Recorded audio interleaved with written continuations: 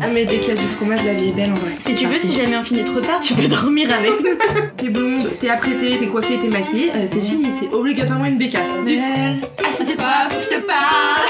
J'ai passé la journée dans le noir. Des putes. Bienvenue. Vous écoutez Entre nos lèvres, un podcast qui raconte les vraies histoires autour de la sexualité, mais pas que. Nous sommes Céline et Margot, et aujourd'hui nous accueillons une nouvelle invitée, Amélia. Amélia a 30 ans, et avec elle nous avons discuté des parents qui n'en sont pas vraiment, des grenouilles et des amours de princesse, de sexe tantrique, des règles et de la team cup, du yin et du yang, mais aussi d'apprentissage et de tolérance.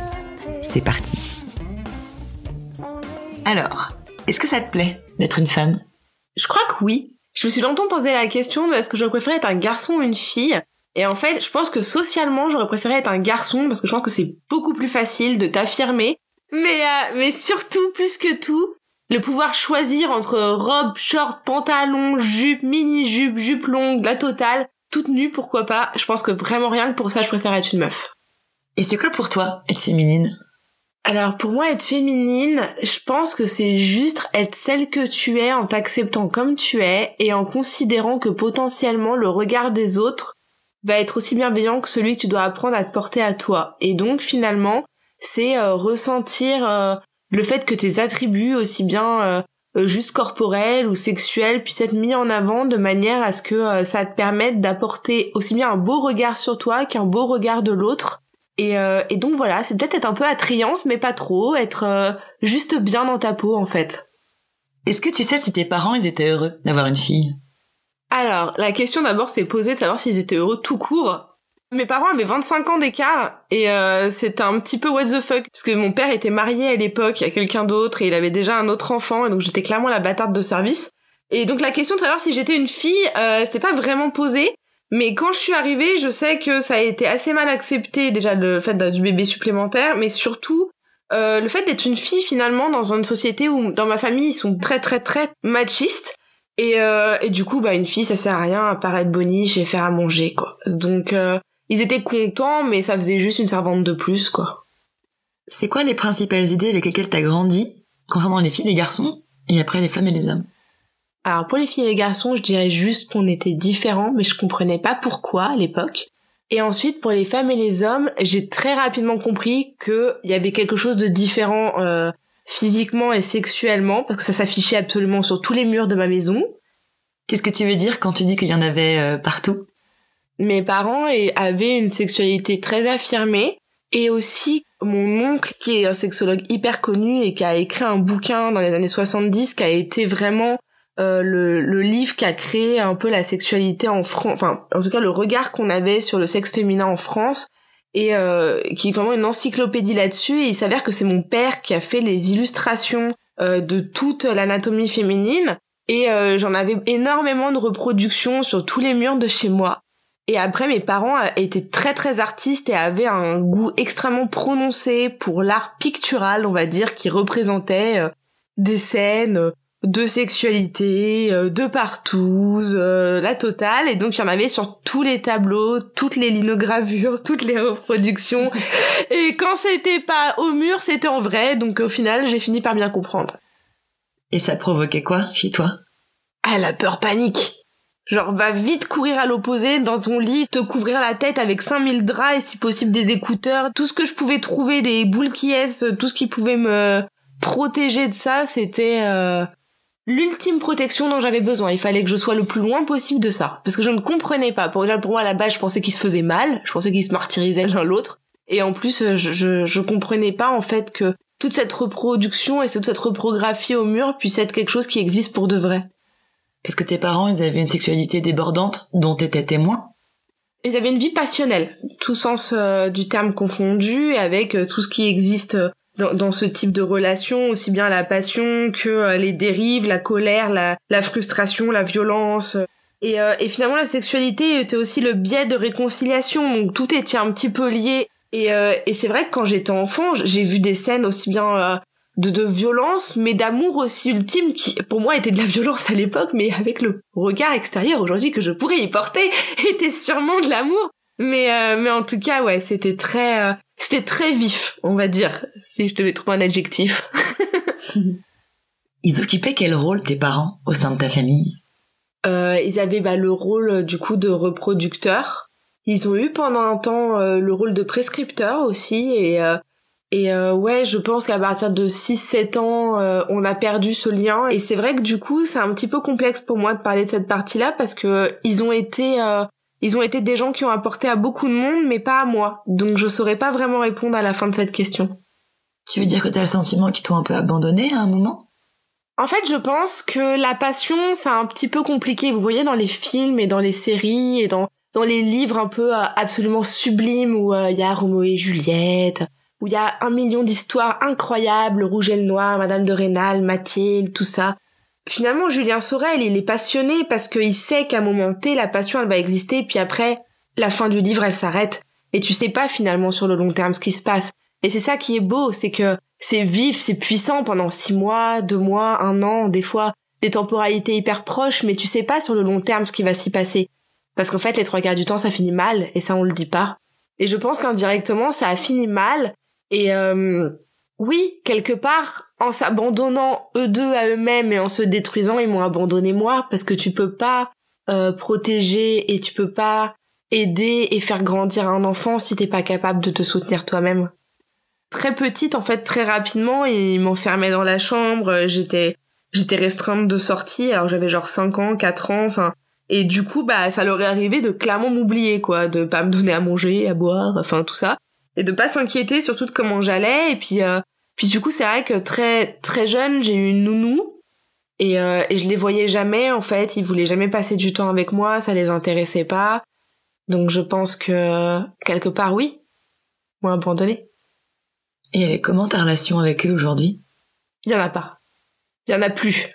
Même si aujourd'hui ils font des pas en potentiellement voulant s'excuser d'un milliard de choses qu'ils ont fait, et même si t'as envie d'appréhender la vie en te disant peut-être qu'avancer c'est pardonner, peut-être que grandir c'est accepter, et peut-être que tu peux pas en fait au fond, parce que ces failles et ces fractures qu'ils ont créées sont tellement vives dans la personne que je suis devenue et que j'ai créée. Mais ma mère essaye. Elle essaye tant bien que mal, sans y arriver malheureusement pour elle. Mais elle essaye. Et c'est déjà une belle preuve d'amour. Je pense que quand tu te fais autant rejeter par ce que tu as généré sur Terre, et que tu continues d'essayer des années et des années, alors que tu sais que t'es fautif dans l'histoire, c'est quand même une belle preuve finalement d'acceptation et d'amour. J'essaye de lui laisser la porte ouverte de temps à autre quand j'y arrive. C'est rare, mais j'essaye. Comment t'as réussi à grandir, du coup, dans ce cadre-là? Pour moi, j'ai pas grandi, j'ai survécu. J'ai pas ressenti l'impression de grandir, de vieillir, de me construire face au monde. J'ai vraiment ressenti ce moment de ma vie où je me suis dit, ok, là, t'es pas heureuse, t'es qu'une toute petite fille, tu comprends pas ce qui se passe, tu te sens pas aimée, tu te sens rejetée, tu vas juste devoir survivre. Et du coup, dans ce contexte familial assez sexualisé, comme tu le disais, toi, ton premier souvenir sexuel, qui t'est propre, tu t'en souviens ou pas? Ouais, je m'en souviens parce que, alors, à la base, ça part d'un souvenir un peu triste, mais ça devient assez marrant. Donc, le premier, c'est que j'ai fait une méningite fulgurante enfant, que j'ai failli mourir et qui m'a fait des séquelles encore aujourd'hui. Et quand j'étais à l'hôpital et sous perf et sous respirateur et j'avais beaucoup de fils partout, j'ai vraiment ce souvenir vraiment bébé et enfant de beaucoup de fils, de tout ça. J'ai reçu un livre de mes parents et c'est le seul moment où je les ai vus réunis dans mon esprit à me lire quelque chose. C'était un livre sur des petites grenouilles et qui racontait l'histoire de leur vie, etc. Et je sais pas pourquoi l'histoire de la grenouille m'est restée et peu de temps après, ça devait être 2-3 ans après, la sexualité est rentrée dans ma vie. Alors, j'ai appris récemment que ça s'appelait le humping, mais à la base, c'était une technique où en gros, je réussirais même pas à l'expliciter sans le mimer. Alors vraiment, accrochez-vous pour comprendre. C'est l'idée où, en gros, t'as ton pyjama, il faut que ça soit quelque chose de pas trop serré, mais quand même d'assez dense, où du coup, tu tires dessus à un niveau donné et tu dois en même temps agiter tes jambes comme si t'étais une grenouille. Et en fait, je sais pas, j'ai dû commencer à faire ça super jeune, j'avais 3 ans ou 3 ans et demi. Puis genre, à 7 ans, j'ai compris que c'était lié à la sexualité, j'ai fait, meuf, tu fais quoi, là? Et du coup, quand t'as compris que c'était lié à la sexualité, ça t'a bloqué? Je dirais oui, je pense que j'ai arrêté genre à 7 ans. Et voilà, et toute masturbation est morte, saumantée. La grenouille est morte en moi. Pour toi, c'était quoi, faire l'amour? C'était genre, t'es enfant, tu deviens adolescent, tu fais l'amour et t'es un adulte. C'était le climax, tu vois, t'es d'un côté et hop, tu retournes tout et tu passes de l'autre. Et pour moi, c'était devenir adulte, faire l'amour. C'était quelque chose qui ne pouvait exister qu'avec la personne ultime avec qui tu finirais toute ta vie. Ça serait le prince charmant, ça serait lui qui ferait chavirer ton cœur et ça serait la seule et unique personne avec qui tu pourrais faire ça. Et pour moi, ça représentait quelque chose, mais enfin, je m'en faisais un monde, mais genre le 5e élément avec les voitures qui allaient voler dans l'espace en 2020, c'était rien à côté, quoi. Puis on va pas se mentir, hein, ça n'a aucun intérêt la première fois. C'était pas si terrible. C'était sur Kyo, une dernière danse, et Donne-moi le temps de Jennifer. Bref, what the fuck comme choix de chanson. Il y en avait que 2 qui tournaient en boucle. Puis, genre, c'est arrivé. J'ai remarqué qu'il avait ses chaussettes. C'était chiant. On a fait ok, c'est bon, c'est fait. Et puis j'ai fait, putain, t'aurais pu enlever tes chaussettes quand même.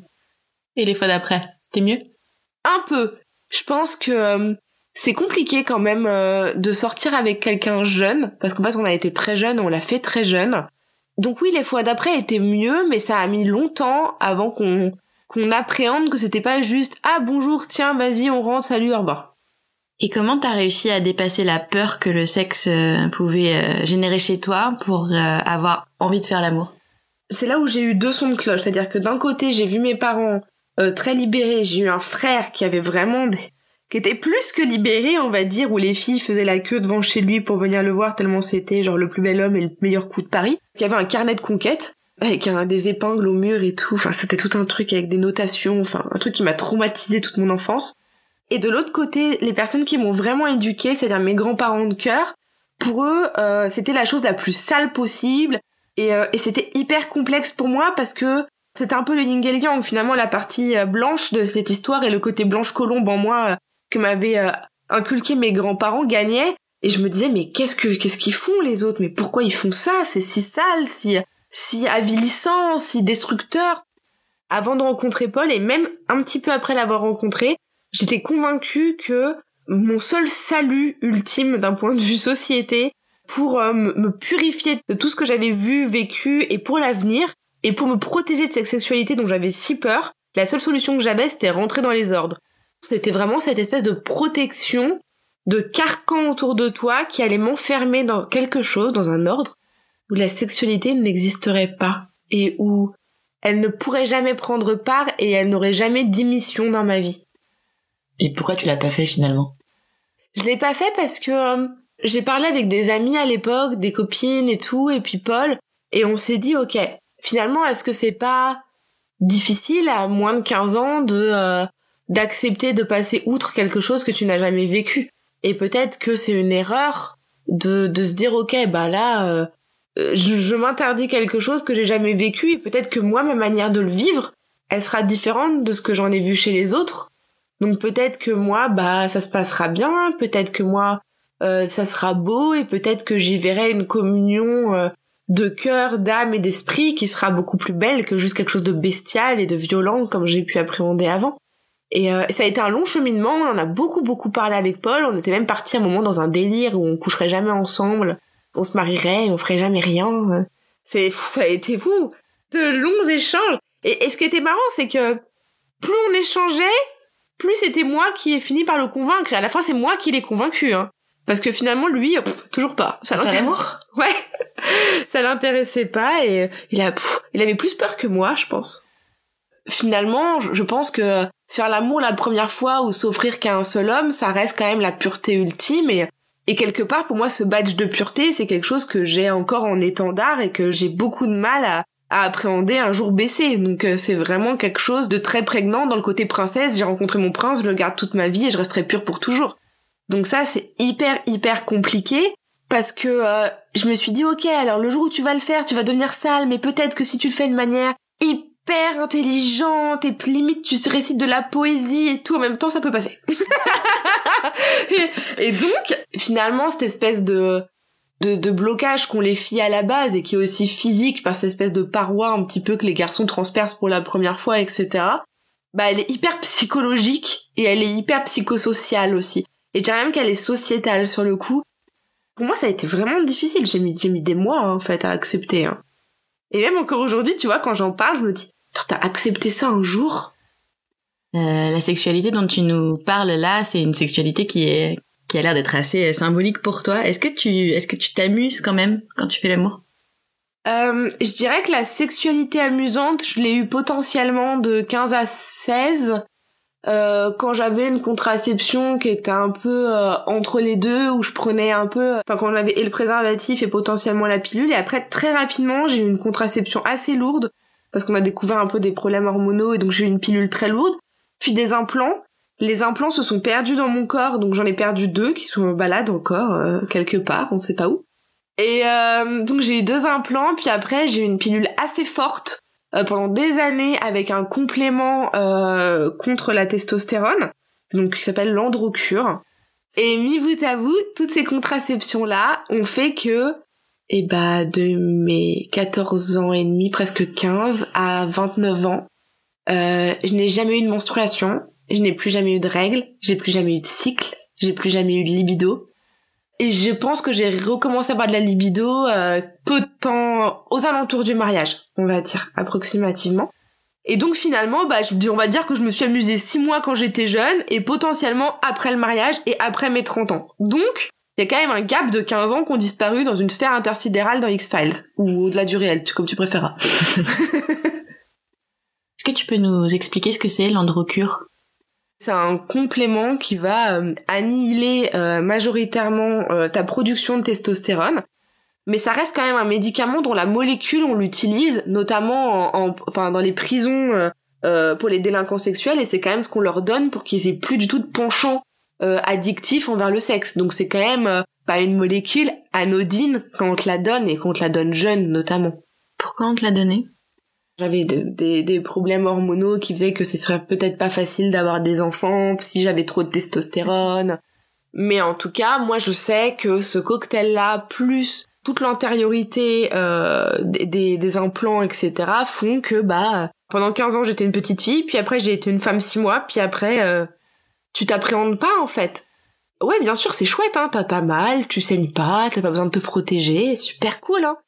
Néanmoins, quand tu vieillis, t'as pas l'impression de devenir une femme et je suis pas la seule dans ce cas-là, donc c'est que c'est destructeur finalement, ce cycle de la vie qu'on te retire. Du coup, c'était comment ces 15 ans de sexualité sous ce cocktail de pilules? Je dirais que cette sexualité, elle a existé, mais alors elle était ni plaisante, ni enjouée, ni épanouissante.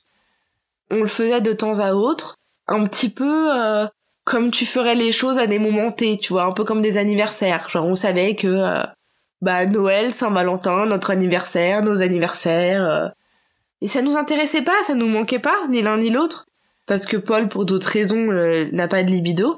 Mais du coup, quand t'es deux à pas avoir de libido dans un couple, finalement tu te transformes très rapidement en couple de nuques, hein, et tu trouves d'autres possibilités de t'amuser à deux, et on était très épanouis comme ça, il y avait aucun problème et pas de frustration liée à ça.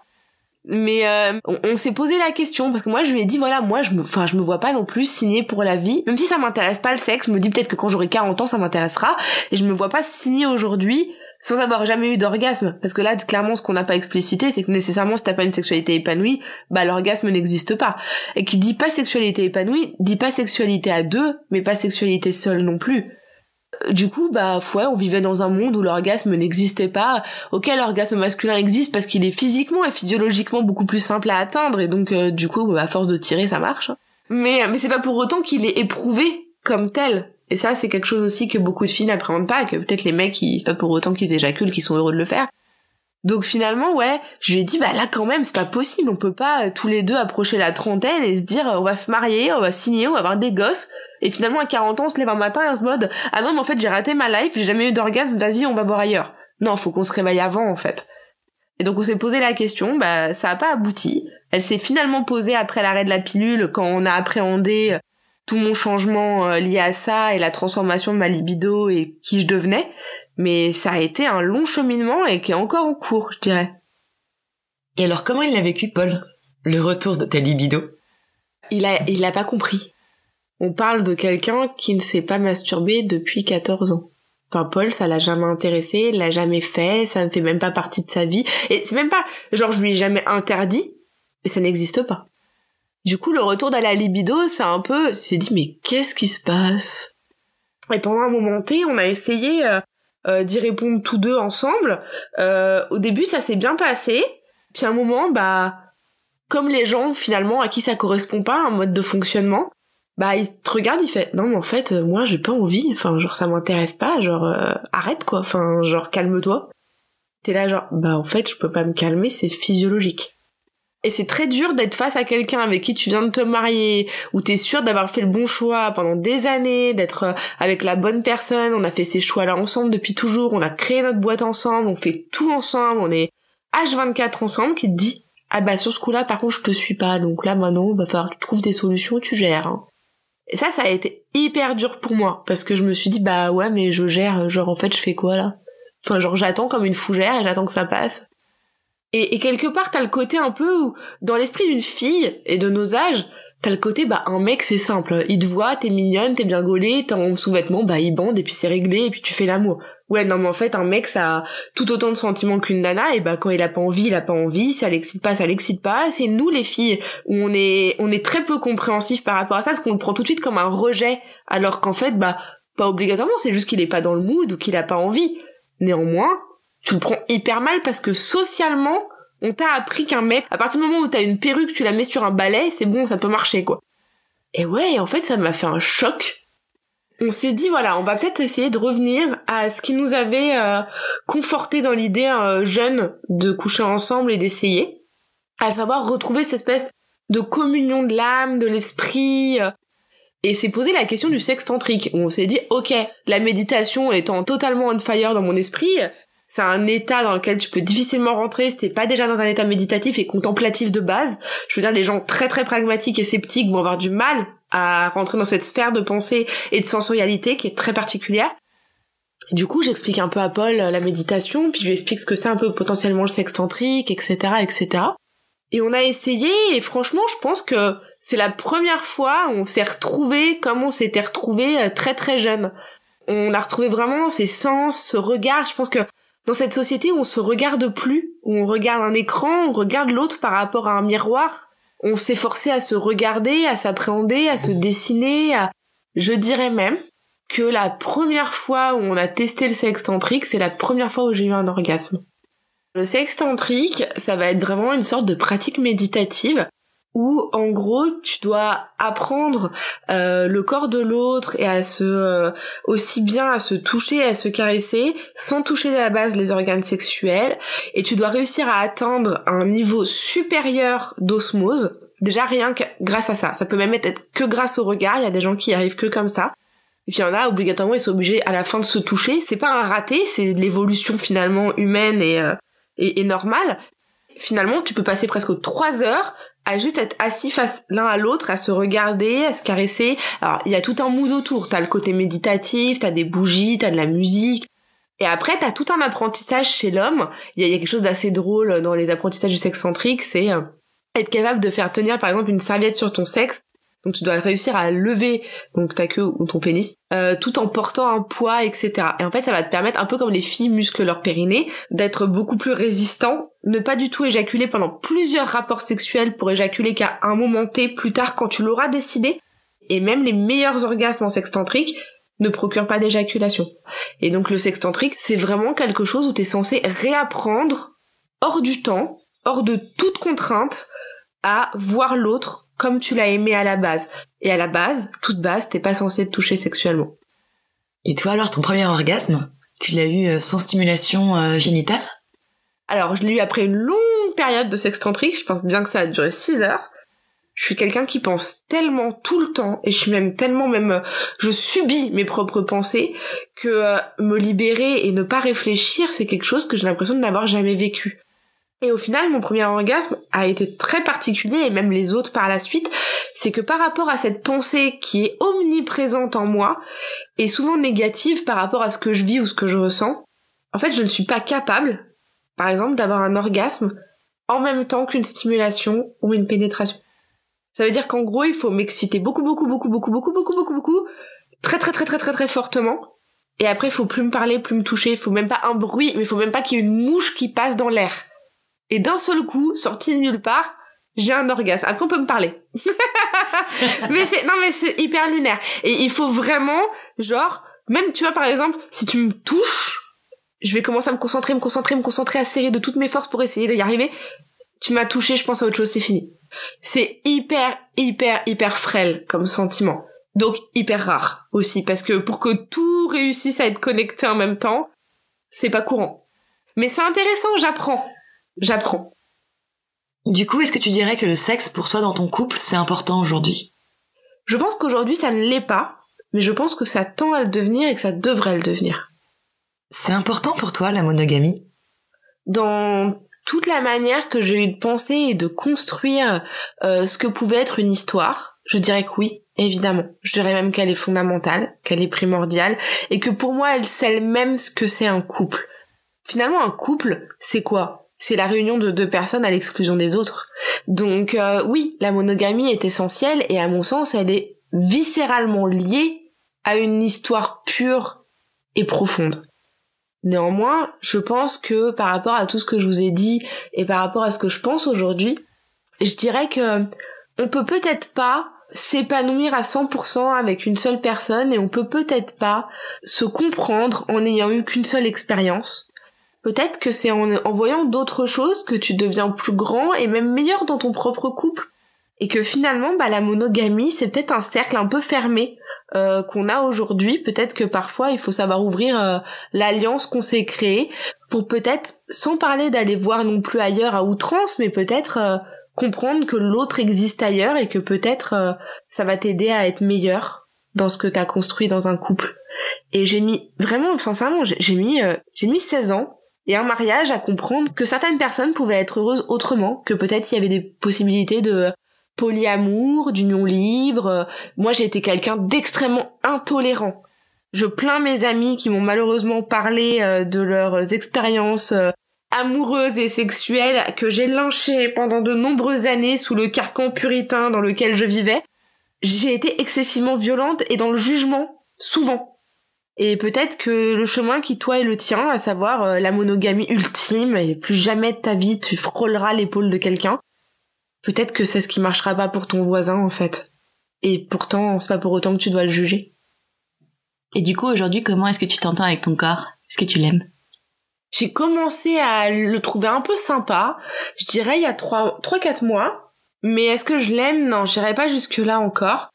En fait, pendant des années et des années, il a juste été l'enveloppe charnelle qui portait cette espèce d'esprit que je détestais. Et je l'ai beaucoup fait souffrir, je l'ai malnutri, je l'ai scarifié, je l'ai lacéré, je le voyais pas.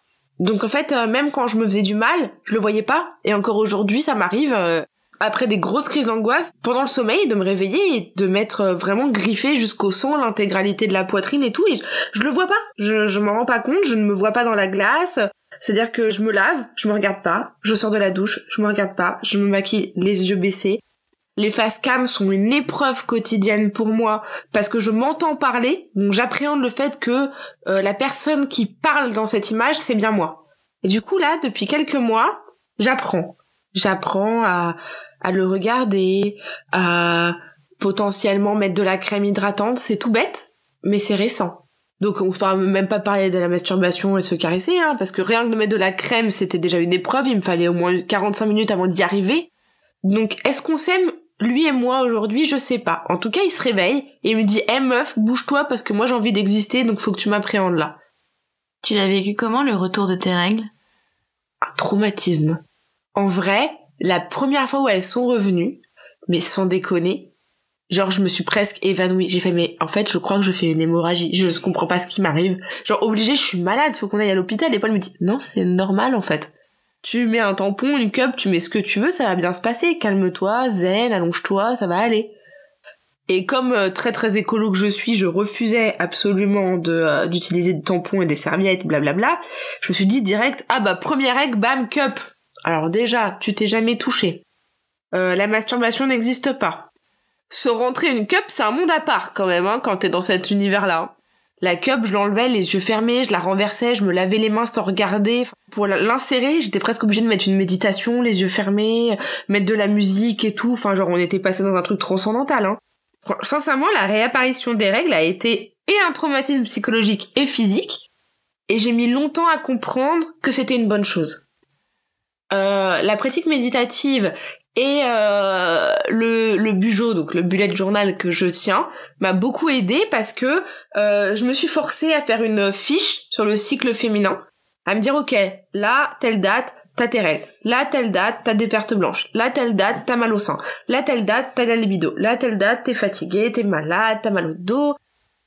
Au début, je me dis, c'est chiant, je regarderai jamais. Ouais, à un moment T, quand par exemple t'as du retard dans tes règles ou quoi, t'es bien contente de savoir que le mois dernier, à telle période, c'était à peu près pareil et que t'étais déjà décalé de 3 jours. Alors que peut-être qu'entre-temps, tu l'aurais oublié ou...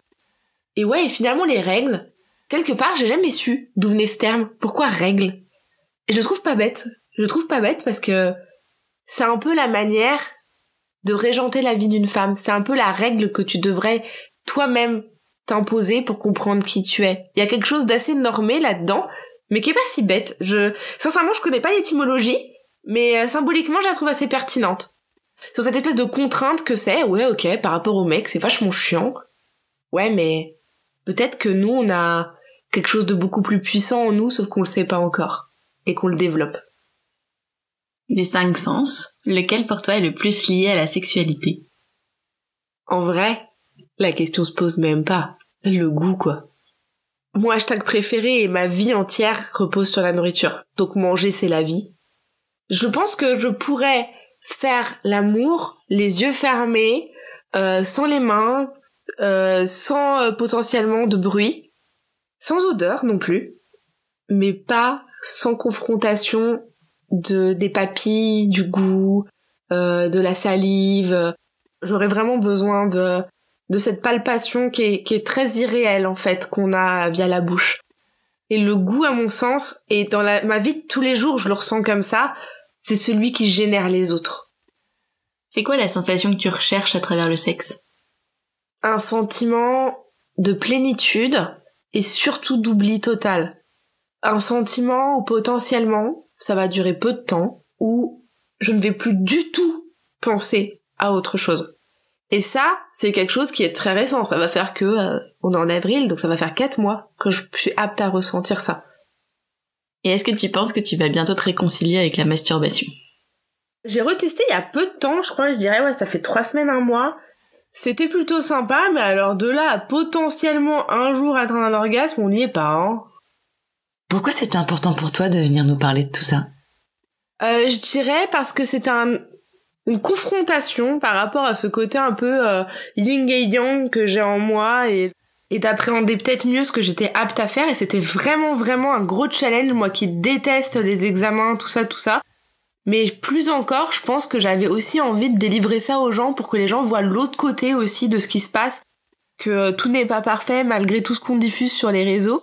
Et c'était vraiment important pour moi parce que je pense que quelque part ça peut aider des gens. À force de diffuser une image parfaite du couple, de tout ce qu'on diffuse finalement, et on est très nombreux influenceurs à faire ça, je pense qu'on culpabilise et on rend beaucoup de gens malheureux. Et finalement, j'espère qu'en écoutant tout ça, il y a des gens qui vont se dire finalement, ma vie ou ma sexualité, elle est super cool et j'ai peut-être pas la vie rêvée qu'ils ont ou le couple rêvé depuis toujours. Peut-être que j'ai pas rencontré mon amoureux sur une plage à un bal populaire comme eux, mais peut-être que je suis beaucoup plus heureux comme ça. Et je me dis, si ça peut aider des gens, j'ai bien fait de faire ce pas.